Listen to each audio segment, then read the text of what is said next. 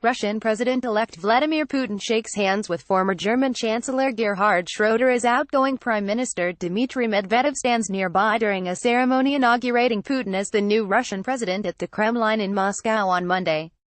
Alexei Druzhinin, AFP, Getty Images, Moscow. Russian President Vladimir Putin shook hands with just 3 people in the audience after he took the oath of office on Monday.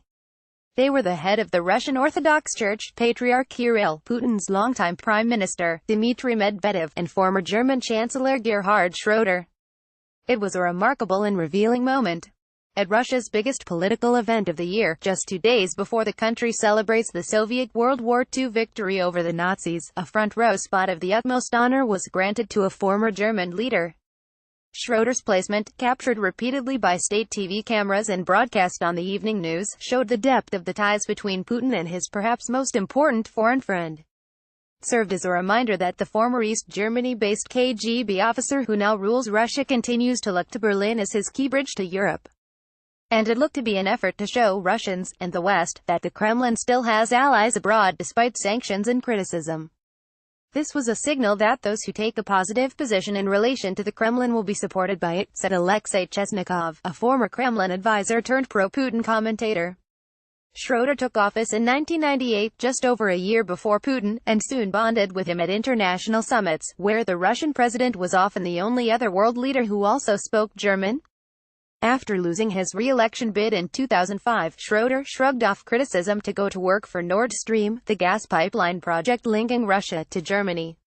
In the fall, Schröder doubled down and became chairman of Russia's biggest oil producer, Rosneft. Among other things, Schröder has been lobbying for Nord Stream 2, a new pipeline that critics say will boost Moscow's ability to use its energy supply for political leverage in Europe. Putin has long been intent on building closer ties to Germany, and analysts say he was shocked when Chancellor Angela Merkel pushed for European Union sanctions against Russia amid the Ukraine crisis in 2014. Another close Putin friend from Germany stood behind Schröder at Monday's inauguration, banker Matthias Warnig, a former East German secret police agent who, like Putin, worked in Dresden in the twilight of the Cold War. Both men also attended Putin's 2012 inauguration, but video footage of the event shows that Schröder didn't have a prime front-row spot next to the Patriarch. The German's placement on Monday provoked a torrent of criticism. In Russia, opposition leader Alexei Navalny said it showed the meaninglessness of the Kremlin's talk of greatness and independence from the West.